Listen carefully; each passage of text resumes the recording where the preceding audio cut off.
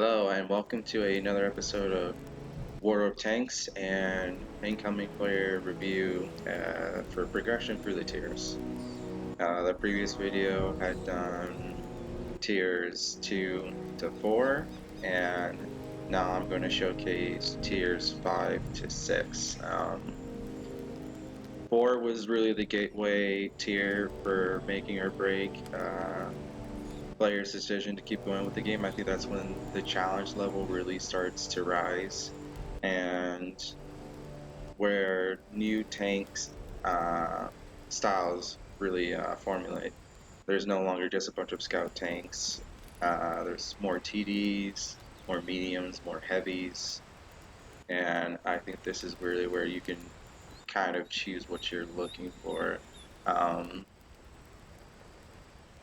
I had played the Matilda for my last review for the tier 4, so I'm now going to showcase a heavy tank. This is the classic KV tank that I've selected, and this is for those Russian fans. This is the premium version, however the standard version will be fairly similar, especially with the gun that you begin with. It's similar to the British tanks in the fact that it has a fast rate of fire, but it really doesn't have the greatest armor penetration at range. It's more of a get in the face of your enemy and just keep shooting. What it does have going for it in that respect is a bunch of armor. The KVs at this tier, at tier 5, are going to be one of the sturdiest tanks. Now,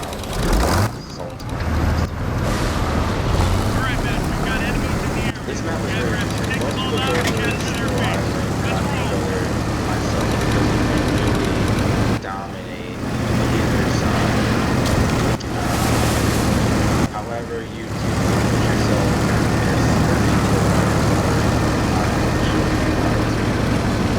mitigate such exposure. Ready to fire on target.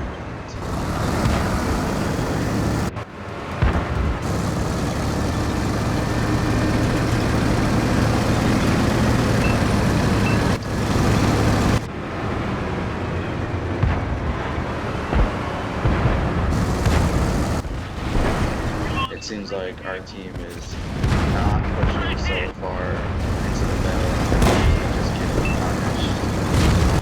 Already those are those giant splashes you're seeing. I'm gonna flank around this side. Focus attention here. Yep. Put your armor to him, Right at us. keep charging, cannot stop.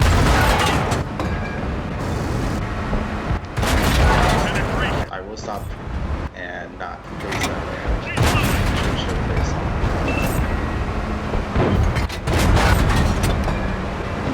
I'm gonna go with the underbelly of the tank, less armor down, and even my tank's penetration can get now the link team, they killed all my teammates. So you have to be always aware of the map. I'm going to switch to premium rounds. So that's very important for players to understand that the 3-round selection, the first one will be your standard round, the second one premium rounds in the middle usually, and the last one, usually orange, will be high explosive. Enemies got us in their sights.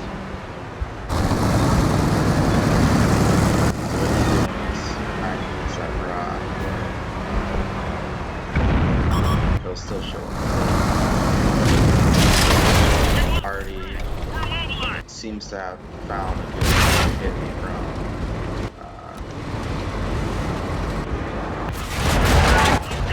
Find us another target. Ready to fire. Driver's been hit. You fire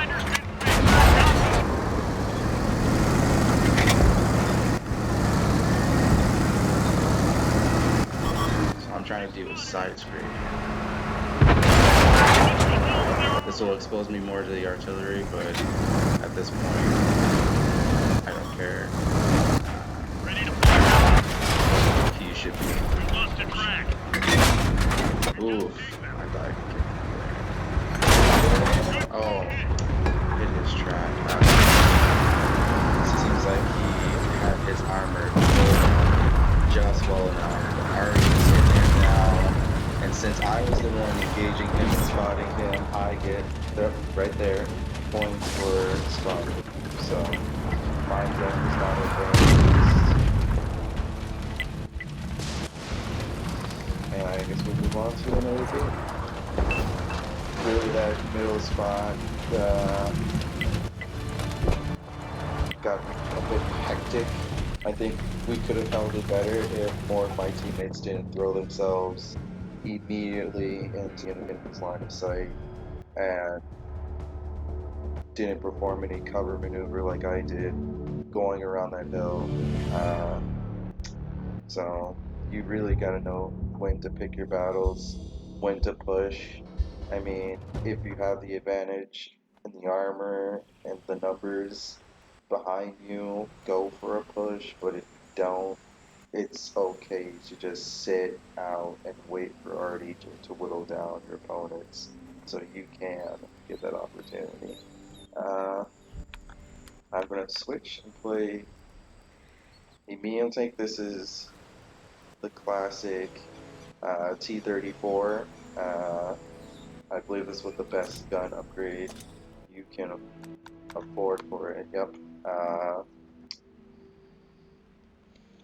It's important to understand that you cannot just get the best gun. If you don't already know, each tier has to be progressed completely. But what I'll say to new players is sometimes it's better just to get the one upgrade. For example, if I chose this one, it now highlights all the green bars and shows where I can go with that, which is this tank and this one as well.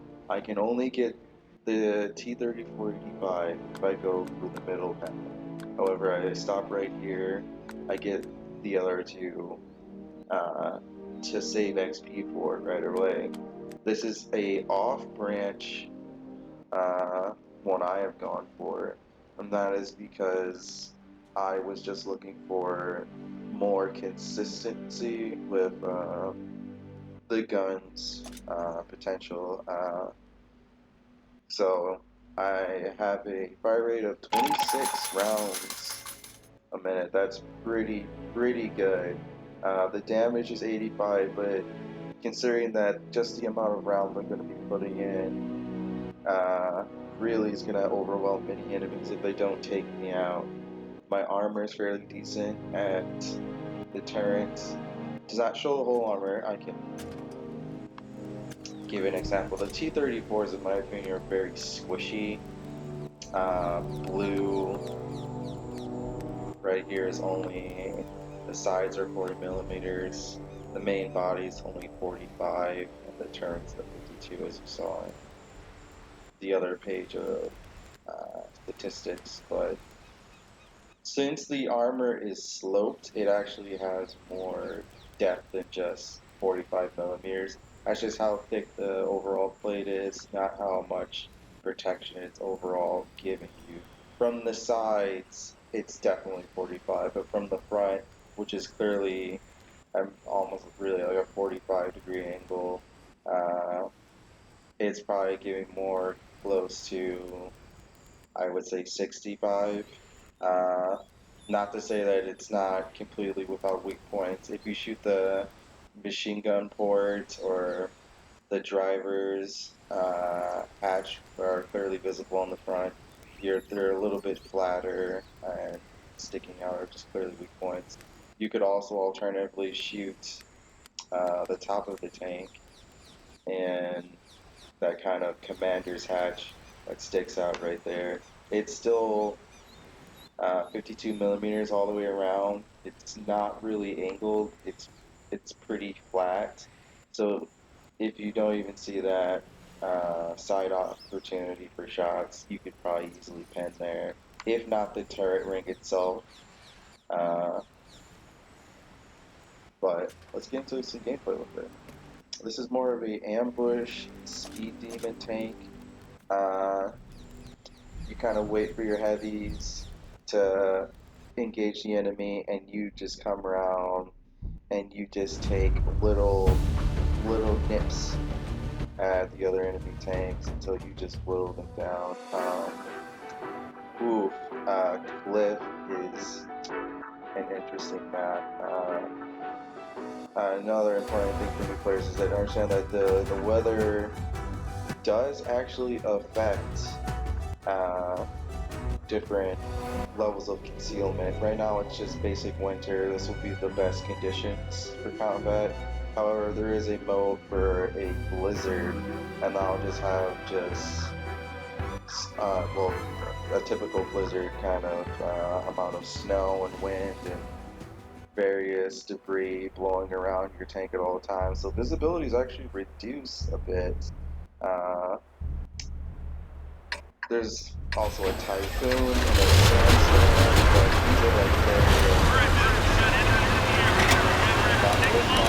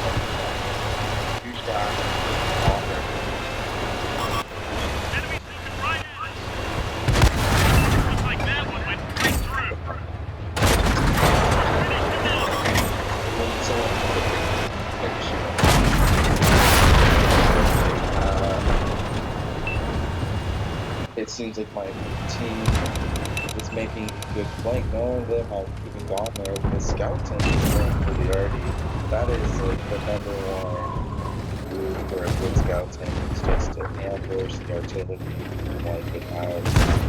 So it's being a really good player. He seems to be distracted by the tank destroyer, unfortunately. And he's backed off. I would have gone to the artillery even if they're dying. Because artillery really can make or break, and looks like another one is making its way up. Let's see if he will have the confidence. He's distracted. Ooh, and the artillery has partially hitting that round.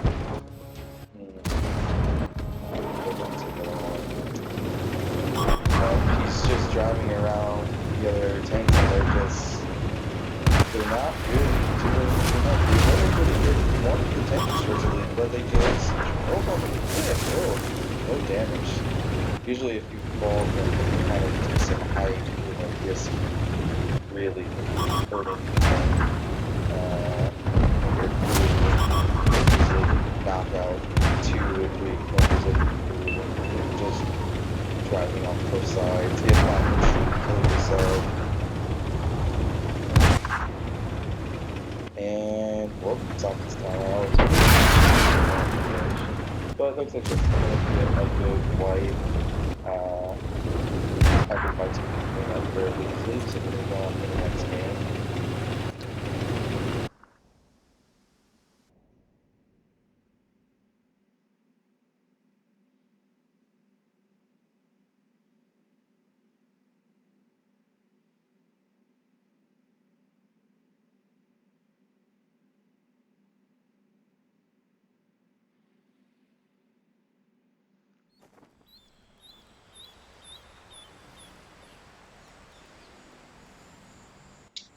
All right. You know what? This will be good. This is showcasing a tank destroyer now. I have no upgrades for it. It's squishy as all hell. I mean, you can see the ammo stacked in the back. That's that's where you don't want to be shot, but every round's gonna go right through and into that. So, you want to play tank destroyers from the back. You want to be in a bush. You want to be unseen. You want to be left alone. And I have no upgrades for this tank. It's gonna take me a little bit of a grind. I'm gonna go into consumables. It's always good to change your rounds, as I mentioned from the last video. You do not need this many. If you need a fully equipped tank uh, with ammo, then that says a lot about you. It says you're missing a lot of shots, or either your team is just outright terrible, and overall it's very disappointing. This consumables always equip as well. None of this stuff is equipped for you when you get a new tank. You must do it manually. And there's two versions. There's the large versions, and there's the automatic fire extinguisher. You have kind of engine boosters, but I'm just gonna focus on these manual stuff. Also, this one boosts the crew. Very nice. I mean, 10% to all crew skills. As you can see on the right side of the screen, it's giving me a plus to all of my stats, which is really good. Especially if you're playing a scout tank, just getting that extra bit of concealment and that extra bit of scouting really can benefit you. And the points for firepower, I believe, are just the fact that since you're 10% better with your crew, that you will shoot just a little bit faster, and that's where you're getting the additional points. Your survivability is probably based on you having faster mobility, better concealment, and just an overall fully balanced tank. You're just going to be a better version of yourself using consumables. Each nation has a different one. Uh, Coffee, and a little croissant, if you can see, is the choice of France. Uh, but I usually skip those consumables because I think for lower tiers, you want stuff like this, especially on a squishier tank. Um, this will heal one crew member. Usually, after they've been killed, it'll notify you. You can use this to repair a gun, track, etc. Pretty much any module. The fire extinguisher is, as it says, is manual, and you must hit its use. Otherwise, you will just keep burning, and that causes a lot more damage than just the initial fire damage and hit. It could affect your engine, ruin your ammo storage, lowering your rate of fire, so don't let yourself burn if you can avoid it.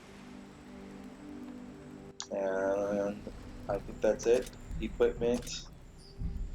Equipment really isn't important for the lower tiers because you're not going to invest too much time. Tier 5 is where I think it's a good time to consider getting some of these, but only the cheaper stuff, like camouflage.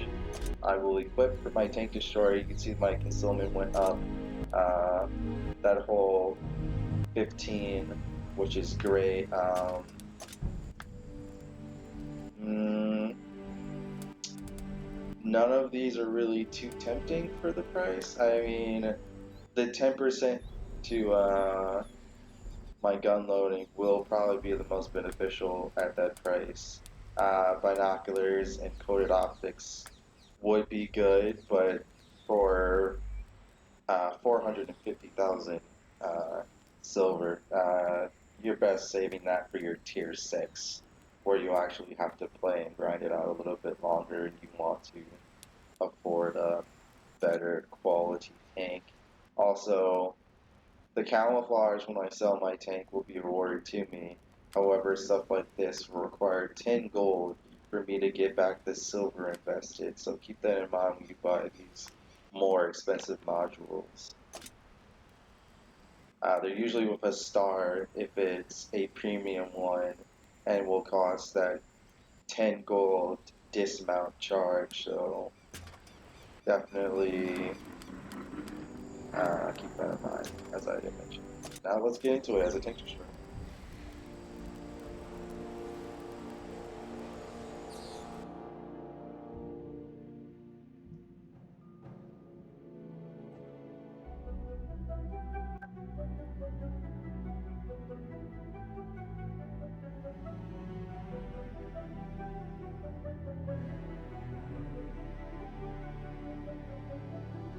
Sacred Valley is an interesting map.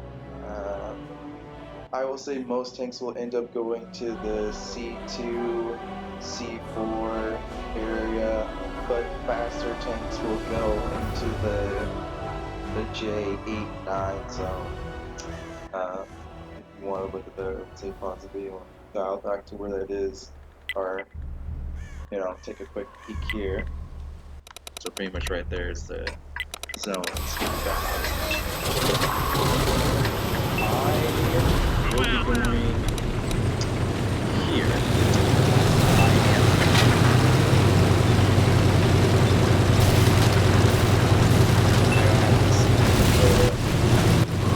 Do the lower J9. So I have to stay. Focus on this location. Otherwise I'll be left.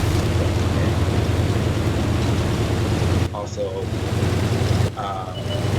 as you see, my gun does not really traverse my whole tank. It also does not really go to the left as far as it goes to the right.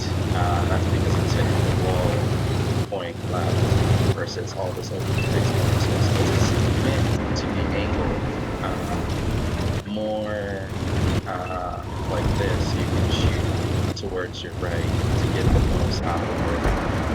Otherwise, it's just wasting time. The toaster can find where it wants to be on this map. So, get them.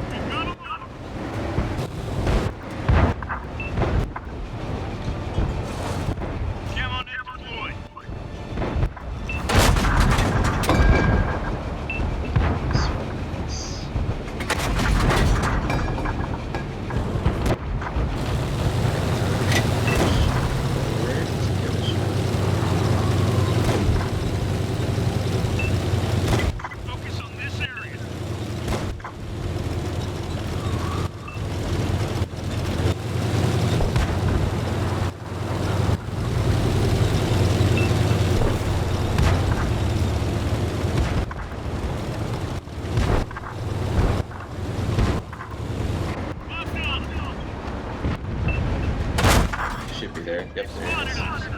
I'm surprised I didn't get on it.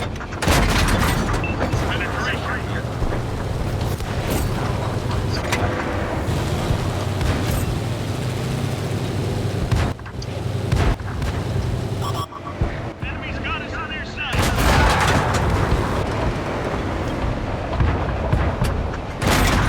Enemy spread.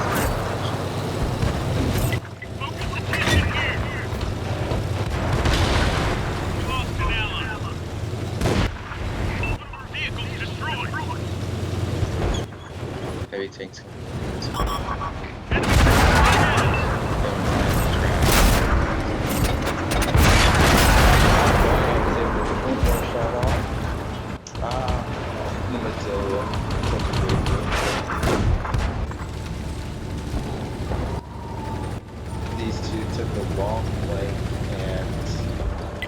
they were playing heavier tanks, and by the time now that they're getting back to actual combat zone, it's really all over, and the enemy is not prepared for them playing. Very unfortunate. Oh, this was a bad play. Yeah, because I wasn't facing his gun anymore. It's right there. You don't need to practice, because, you know, you have the advantage. You see someone is not looking directly at you. All you have to do. He wasn't looking directly at you, but he's not paying attention to it. I didn't know it was that Matilda, and that Matilda killed any problem. But this looks like another good cleanup game, so let's go on to another one.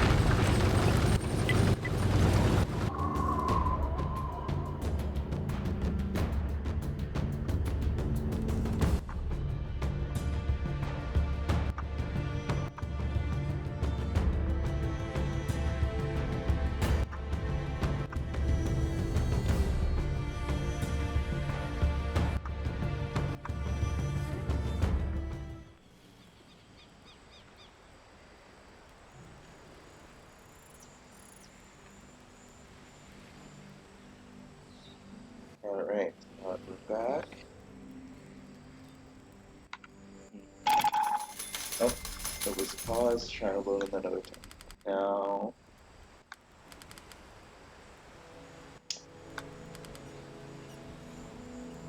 I think it would be best to show off the artillery. I'm not a big artillery player, so I have only gone down this one line really at a respectable amount. But this is a good example of what a later game artillery really plays like and how it can be showcased. The artillery really all play the same. You sit in the back and you bomb your opponents. There's even, oh, even gives you a nice little perspective there. Got a little tutorial move over. Nope, it's just that one page unfortunately. Well, I'll better explain it once I'm actually in the game. And this is actually a good map to be artillery. This fisherman's game map. Looks like we're spawning down here, and this is just a standard battle. It should be, yep. Ooh, I am only a tier 7th, we'll be playing tier 8, but when you're in artillery, this is perfectly fine. Artillery doesn't need to worry about armor or various other things. I am only shooting high explosive shells. Any spot hit on the tank or near the tank will likely do damage, but to some extent, if it's, you know, a distance away, it's not going to really do any damage versus me hitting a target directly. Especially lightly armored targets. If I ever hit the other arty with mine, or get a scout tank on a lucky shot, it would devastate them. Okay. This one's playing it very cheap. I'm tracking him and preparing my shot. Green circle's getting smaller. I still missed. It's not a guaranteed hit where the line ends on your little reticle. It's more of just a general rule. As you see, those dots are moving closer and closer, and that's just where you're gonna hit. Sometimes it's better to put your shot a little bit behind the target. Fire him, and bam. It would have possibly passed over him or landed right in front of him if I didn't do that, but since it was just right, I was able to get the hit right into his side, and it did a nice chunk of damage.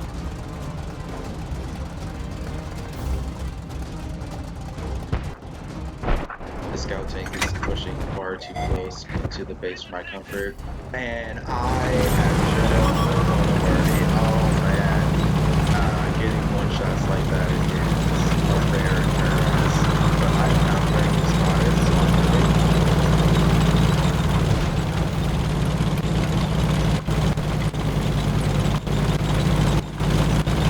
I appreciate it. TD seems like they're getting pushed over here. So I'm gonna see what I can do.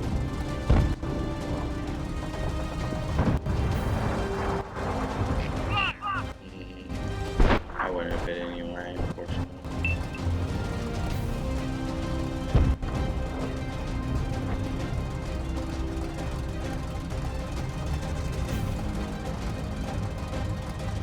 I don't know if I'll be able to save my teammate.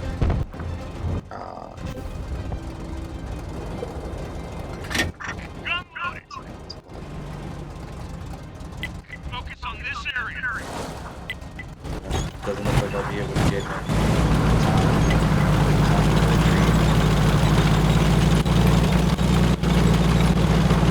Perhaps this tank destroyer is over there. Press the button. But it is.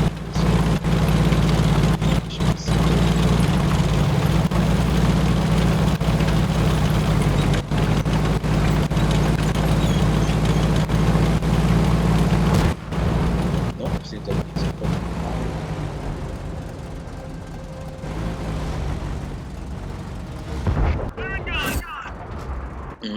I hit right behind him, slowed him down a bit, and it seemed like that was just enough for the tank destroyer. They found us. They destroyed all our scouts. Unlocking target. Loaded and ready.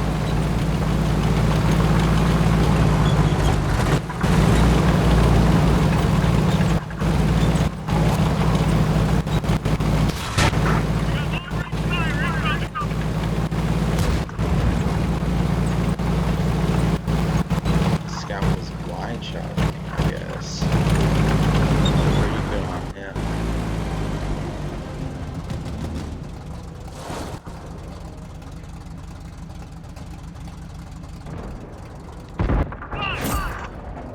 Only 74 damage. That is so underwhelming. I believe he's tracked on his side. And oh, just auto flipped him. That's one of the benefits of console. You get auto flipped. I think it's so cheese. I actually do think that players should be punished for having flipped their tank.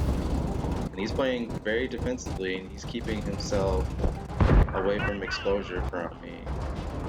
But the tank destroyer will be able to hit things. Seems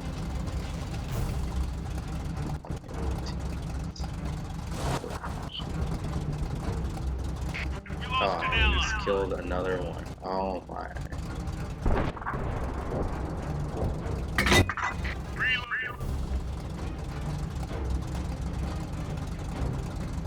We're the only ones left. Let's finish. Focus on this location.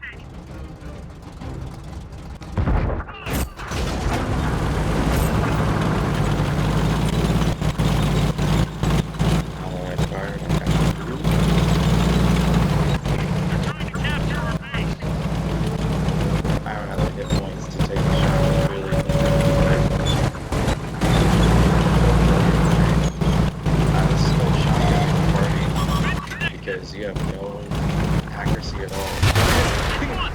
And he was able to get me, unfortunately. That was probably how he already killed my teammates at the top of the map, but you can see just how Artie can influence me killing the scout tank and crippling some of the enemy. Really helped out. I would have liked to do more damage, but some of the luck of Artie is just hitting, and I think that's what balances it. I mean, Artie would be completely broken in this game if every shot you fired hit. Why even play any other tank in a great majority if you could just have Artie and just auto click? You know, it'd be just the equivalent of why bother. You could probably play with one hand at that skill level. So I think that will sum it up for this video. Thank you for watching and sticking around, and I hope some of the tips and showcasing will help those who are trying to at least get uh, the basics done. So that'll be tier 5, and then I will be uploading the tier 6 review later today. So watch out if you're expecting to get some info on that. With that, have a nice day.